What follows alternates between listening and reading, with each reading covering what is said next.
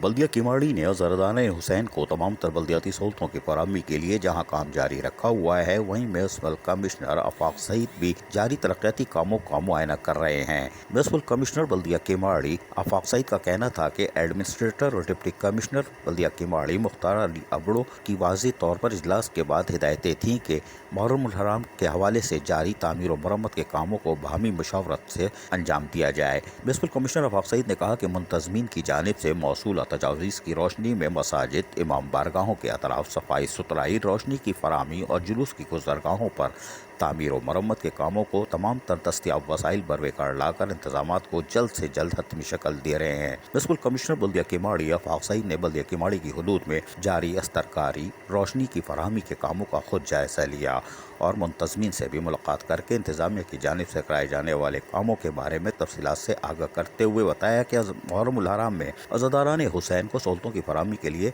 तमाम वसाइल बरवेकार ला रहे हैं और हमारी कोशिश है कि आपकी मशावरत से कामों को अंजाम दिया जाए ताकि काम एहसन तरीके से अंजाम दिए जा सकें। और बल्दिया किमाड़ी का जो दावा है कि हम तमाम तर सहूलतों की फराहमी को यकीनी बनाएंगे, वो हम सच साबित कर सकें। जबकि म्यूनसिपल कमिश्नर बल्दिया किमाड़ी आफाक सईद ने अफसरान को भी मौके पर हिदायतें जारी कर दी कि तमाम काम मशावरत से किया जाए और इसको फौरी तौर पर मुकम्मल कर लिया जाए ताकि अज़ादारान हुसैन को सहूलतों की फराहमी को जहाँ यकीनी बनाएंगे, वहीं पर यकीनी तौर पर हम अपने फ़राइज़ भी ऐसे तरीके से अदा करने में कामयाब हो सकते हैं। अजीज़ आरिफ, KBS बल्दियाती न्यूज़ कराची।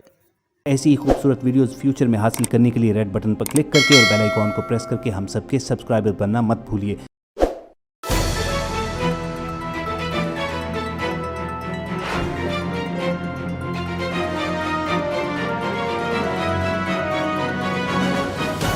KBS